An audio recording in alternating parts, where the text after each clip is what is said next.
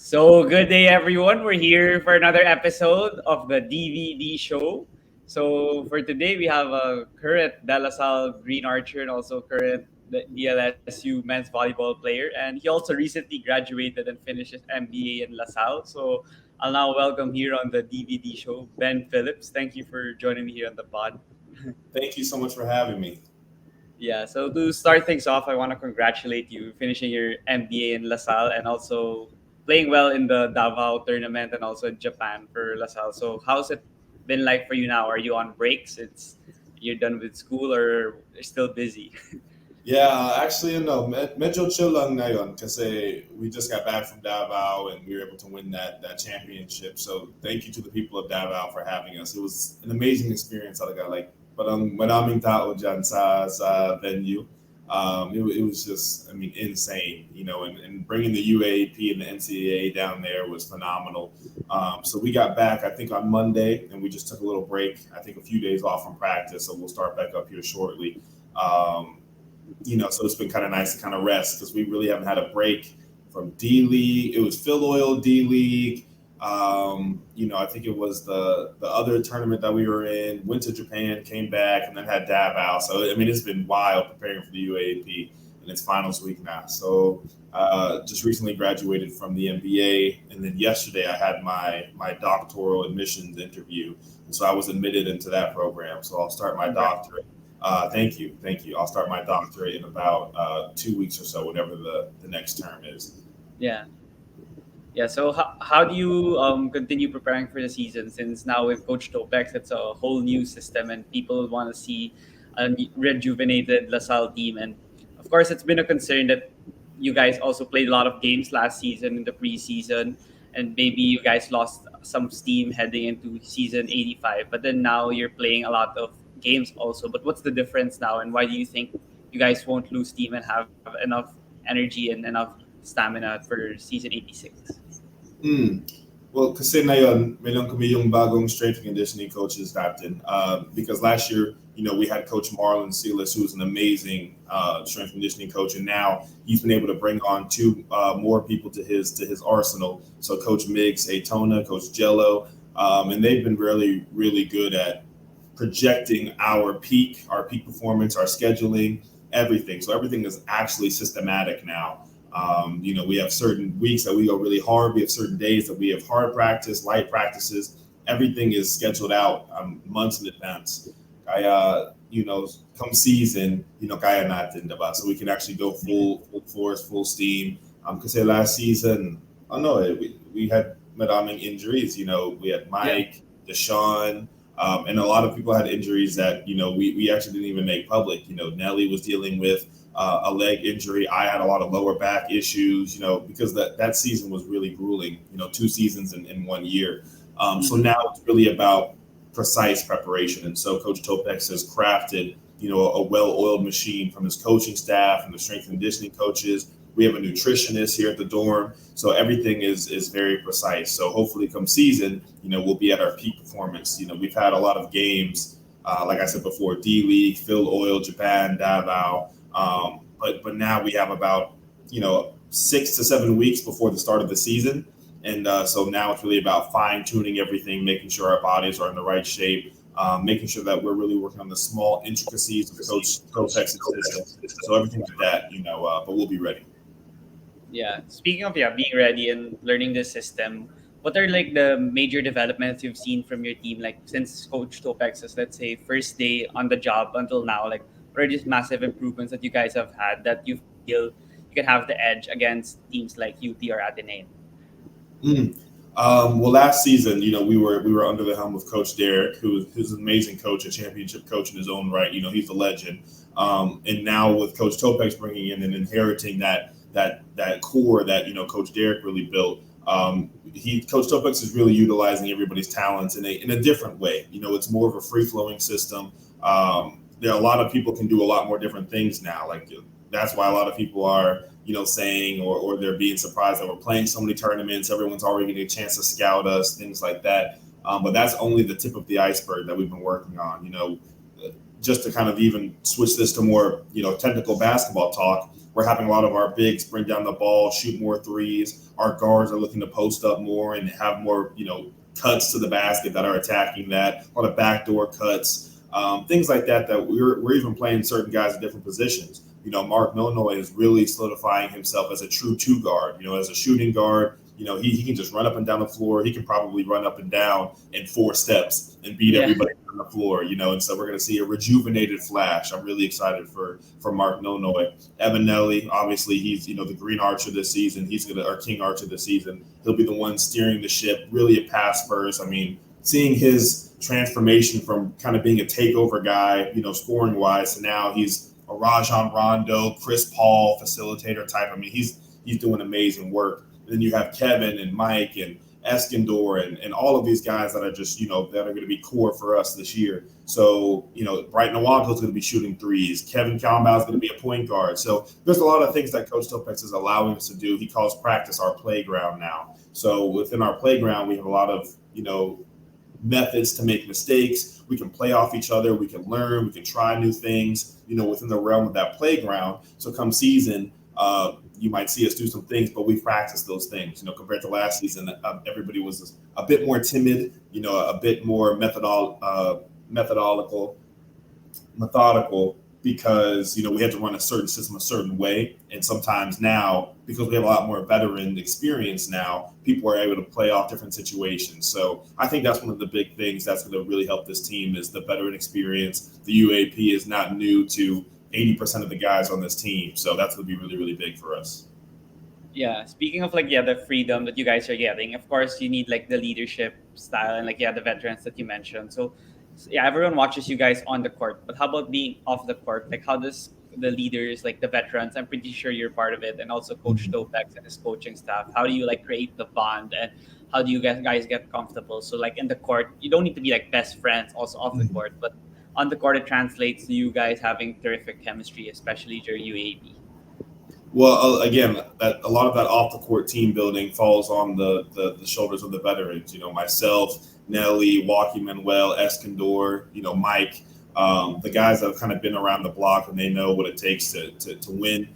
Some of the smaller, or not smaller, but some of the other champions, because we haven't experienced the UAP championship yet, but we have experienced, the D League championship twice, some of the other tournaments. So it really falls onto building those bonds outside of the court. What I'm really blessed to have here at LaSalle, and a lot of the other players are, is we're giving everything. I mean, we're really blessed here at one of the top schools with the top management. So whether we're taking team trips, to the beach, or we're doing movie nights, or we're doing other team bonding skills, some concrete things. One of the things that I learned during my Gilas stint when I was training under Coach Chott and Coach Tim, Coach Chott was a phenomenal team facilitator, a team chemistry builder. So I actually stole some of his activities, and then we implemented some of those when we were in Japan. Just to have everyone kind of open up to each other, be on the same page, have a lot of vulnerabilities that are inside our team, our locker room. Because when you can really trust someone outside the court, then you'll be able to die for them inside the court. So that's what we've been really able and blessed to kind of have this long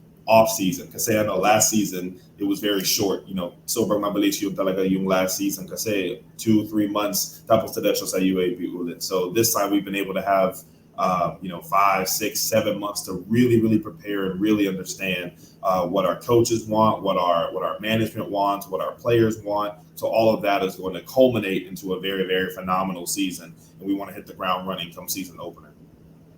Yeah, that's fantastic here for the LaSalle fans, and yeah, hopefully the championship's back, first time since 2016. But yeah, speaking of having a program, I talk to the players now, they're so emphatic when it comes to having this new coaching staff and new system. And I'm curious to know, in your opinion, on having a robust basketball program, in collegiate especially, because LaSalle, as you know, even before you got here, they'd have different coaches from Jermaine Bird, from Alden Ayo to Louis Gonzalez, and then Coach Derek, and then Coach Topex. It's been very confusing, and that whole time, Ateneos just had Coach Tab, so they've had a one system that they've gotten used to. So how important, or how do you explain to the viewers on how important it is to have that some sort of continuity in order to achieve the success at that level? Oh, continuity is one benefit of some collegiate programs, that you're coming into a system that's already established. a coaching staff that's already established, and it just is plugging in the different players, teaching them, molding them. And so that is a benefit. It has its pros and its cons as well. And so, what we've been blessed here at LaSalle is ever since I've been here, some of the coaches, at least from the coaching staff, have been here since, my initial, I think, noon 2025, like Coach Gian, Coach Mon Jose, all of our PT staff, they've been there. So some threads of continuity have existed. And, we've just been adding different pieces.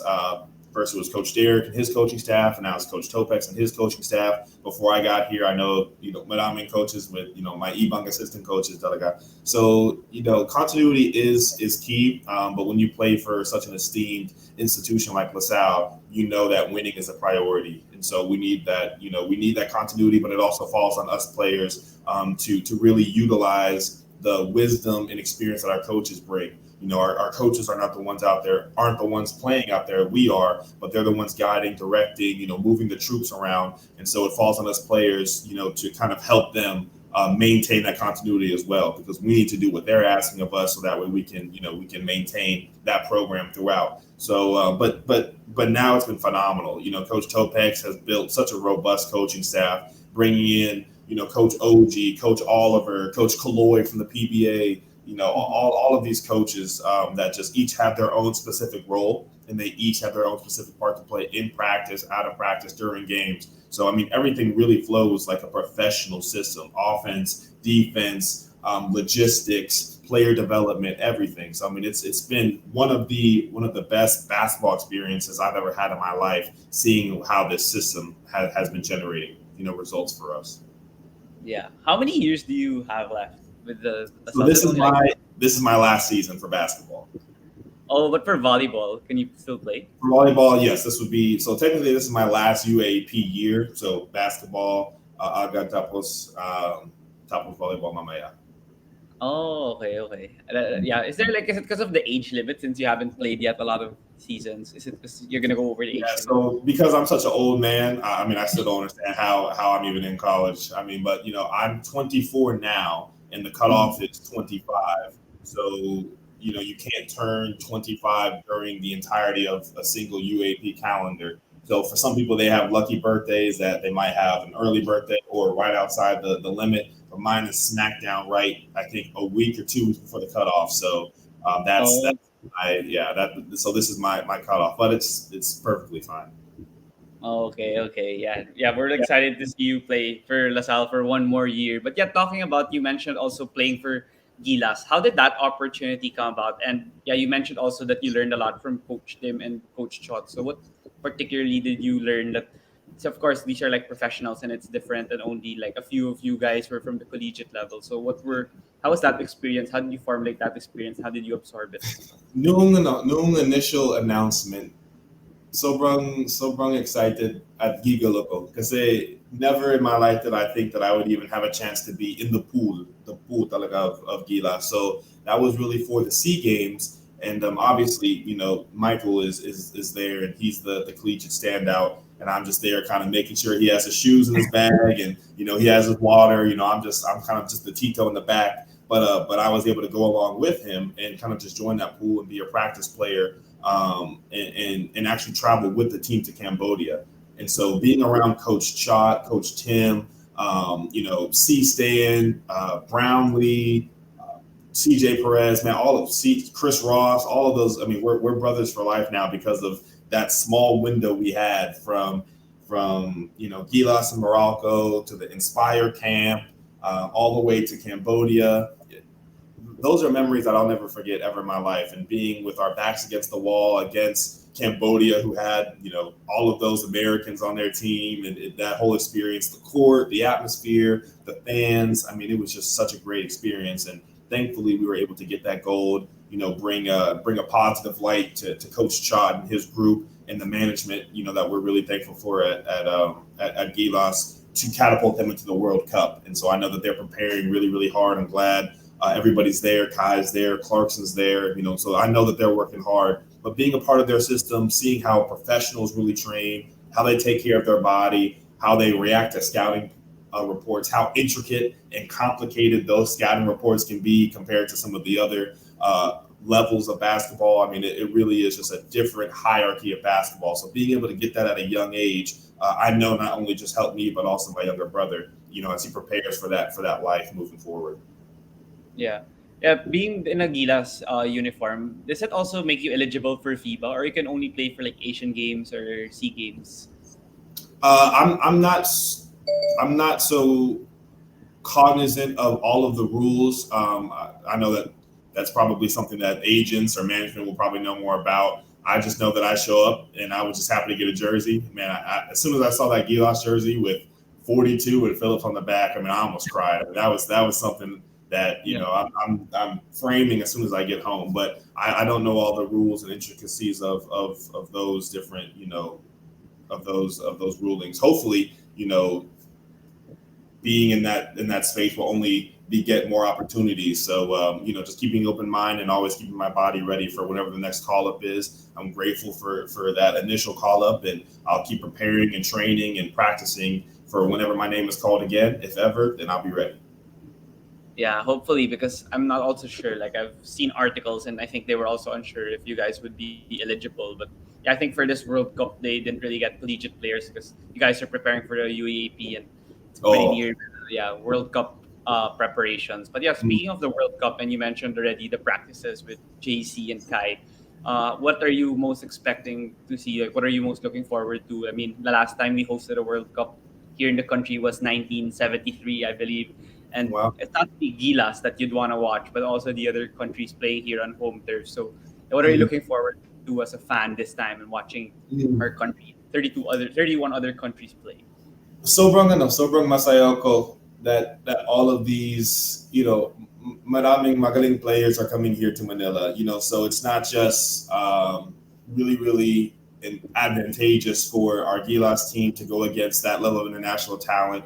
And iron sharpens iron, so I know those players will come out on the other end better. But for the entire Filipino, country, for the fans, for the economic prosperity, the tourism, for all of the different aspects of watching people that you might see in the NBA or in other international leagues play right in front of you at the venues. It's just going to be an amazing experience, and I'm glad that all of the other countries, and their players, they're excited to come to the Philippines because sabi daw ni Carl Anthony Towns, my ibang NBA players, they know that the Philippines is really basketball crazy, and I think they're excited as well. So it's just going to be, a month or a month and a half, however long that window is here, of just pure basketball, pure enjoyment. There's going to be a lot of events, a lot of fanfare, a lot of people that are just going to be enjoying the purity of the sport, the love of the sport, seeing the international game come here, and I'm really really proud and happy that the management of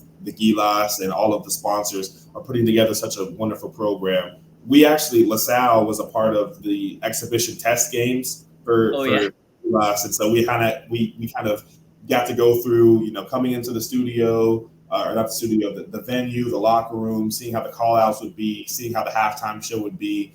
And, we were part of that practice squad. So I know that back then they were already on the right track and they've already made, really, really good steps since then. So it's going to be such an amazing experience for everybody. And I'm such a fan.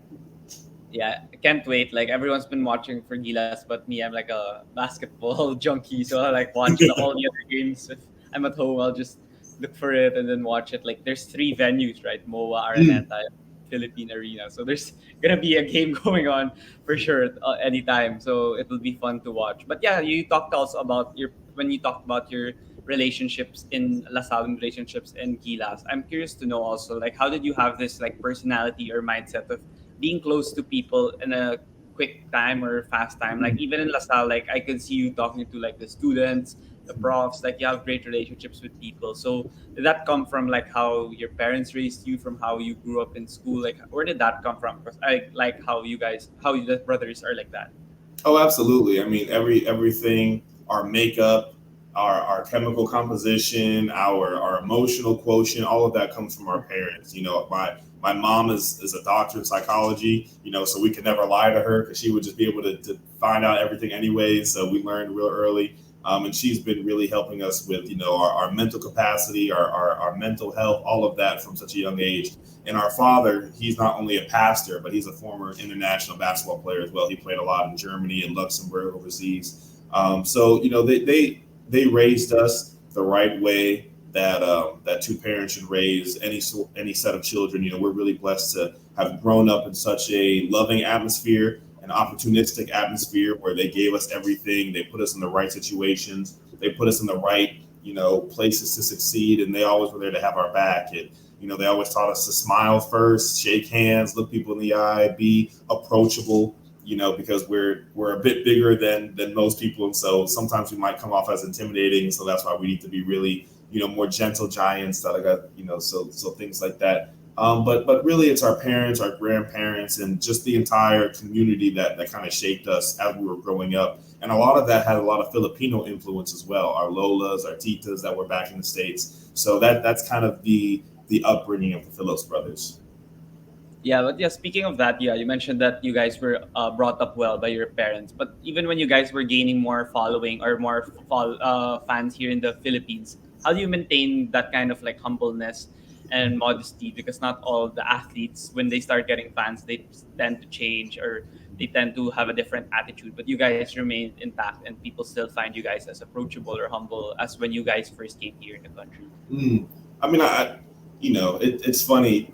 Back in the States, we would have thought that we would reach this platform or this level. But actually, when you get to these certain milestones or these certain social parameters where people think that you're this or you're that, for us, I mean, we're just the same normal people that we were raised. We're still followers of Christ. And so the only fan that we want to please is the Lord. And so when we know that that's our North Star and that's our homecoming, everything else, we're all children of God. We want to treat people with respect. We're approachable. We learn a lot from the other students, from the other players, from all of the fans, because again, we're in the Philippines and we can learn so much. A lot of my classmates, a lot of my teammates, along with my brother, they're the ones that taught me, my Tagalog and things like that and the cultural differences here. So I don't think fame should ever change somebody. You should always remain intact who you are, no matter how big or how small you are. Because what we've learned is if you can impact one person, if you can change one person's life, how that makes you feel and how that spreads to other places, that feeling is insurmountable. So we never want to think that we are above that. We always want to just spread the message of the Lord. Oh yeah, that's a terrific mindset. Not everyone would really have that, especially when they gain the perks that you guys receive from being a terrific athletes or personalities here in the country. But yeah, you speaking of what you said that you're only gonna play one more year in the UAAP both for basketball and volleyball. Like since you have a lot of like dreams and aspirations in the world, like what are you up to after doing after playing in the UAAP and after your MBA? Mm, so after this season, I haven't really decided on a concrete direction. I'm keeping a lot of my opportunities open, a lot of my bridges open. My father never taught me to always keep doors open, windows open, just so you always have different plans for whatever may happen. So if ever I'm blessed to pursue a professional basketball opportunity, whether it's a great league like the PBA or some other leagues that are international, then I'll keep that door open as well. Really, one of my core focuses would be on completing my doctorate and studying my doctorate, because that will be a 3 to 4 year process. So I really love doing research, doing seminars, doing talks. Getting that terminal degree is going to be something that is a key focus of mine. And then I also own a lot of different businesses both here and in the States, and so correlating that with my doctoral degree and my research, that's going to be something that I'm really really fascinated with. And then just making sure I can help out LaSalle any way I can, because I'm in the States, whether it's helping out with recruitment or helping out with anything that the players need, or whatever kind of role the managers might see me long term with LaSalle. That's always something too. So I'm just an open book. I'm a sponge. I really want to work with a lot of alumni, both from LaSalle and the other Philippine schools, and really just immerse myself deeper in the culture. So doing business, doing academia, and doing sports. That's kind of my triangular focus right now moving forward. Yeah, you have a lot of like dreams and aspirations, as I mentioned, and there are some people like here in the Philippines where they're in college already and they still don't know why they chose that course or what they're gonna do after they graduate from that course. So what advice or what suggestions could you give these people, because you have like a lot of you have you have direction in business, in sports, in being a writer as well, and you have a lot of things you want to do and achieve in this world. So what would you tell people that have like little sense of direction only, or they lack of sense of direction, for them to actually find Hmm. their niche? Well, it's funny, Diego. When I first started out in my collegiate career, I had wanted to go to play basketball at MIT in Boston, Massachusetts, in the states, and so I flew out there. I had a basketball camp, and then I also flew out to Georgetown, had a nice little academic camp there. And so in my mind, I was so focused on law. I wanted to become a lawyer and then become president of the United States. Like that's how simple it was to me in my mind, and I didn't really understand all the stair steps in between. But then I shifted to business, and I went to school at Miami University in Ohio, Oxford, Ohio, and I didn't know which business course to take. Started off economics, shifted to finance, found out real quick that I was not good at finance as a major. Shifted to marketing, finished out my degree there, jumped into the MBA, was able to get a holistic view of business, and then jumped right into the doctorate. And still, I'm not completely sure on what path I want to do. But what I always tell people is that if you are really good at the space you're in right now, and that doesn't mean that you're an expert in an individual aspect of your life right now, is that if you put yourself in opportunities and you work on cultivating different skill sets, like I have a lot of business skill sets that are transferable to other courses, other industries, other job opportunities, whatever have you. Then if I make myself a chameleon, if I make myself very valuable to whoever I'm talking to or whatever project I'm working on, things will figure themselves out, right? You never want to be so stuck on a singular path, because as soon as you might find a barrier, or you might be diverted off that path from measures not that you control, injuries in basketball or whatever may have you, then now you're kind of done in that space. So, my father always told me, keep as many opportunities as you have open. Don't be so, I would say, stuck on what you're trying to do, on what you think you want to do, but just keep doing what you're doing now and just diversify some of your interests, right? I teach myself music. I know piano. I know guitar. I write books. I'm a big video game nerd. I love anime, right? So I do all of these things, and I don't necessarily know what the 25-year-old Ben is going to do, but I know the 24-year-old Ben is going to work on everything he can, and then when things come up, when opportunities arise, I'll be able to step into any door because I have that skill set behind me. So people put way too much pressure on themselves at a young age, and I understand that people have different familial pressures or self-inflicted pressures, professional pressures. But from 20 to 30, man, we're all just figuring this thing out, man. So just do the best you can be healthy, be safe, and just figure some stuff out. Yeah, that's the perfect encapsulation to wrap up the episode. And yeah, thank you, Ben, for joining me here on the podcast. And do you have any final message before you go? Maraming salamat sa Lasallian community. Sana we will bring back the championship to TAF. This is our year, so please support us, especially the new rookies who are coming into this trial by fire. Please, pray for a injury-free tournament for all of the schools, and we look forward to seeing you come this UAAP. Yeah, thank you so much again, Ben. And before you go, is it okay if we take a picture? Absolutely. Okay, I'll take it from here. One, two, three. Okay, thank you, Ben, for joining me on the pod. And yeah, Thank stay you. safe and hopefully have you again soon before the season or maybe after the season. Absolutely. Hit me up. You have my number. Of course. Thank you. Thank you.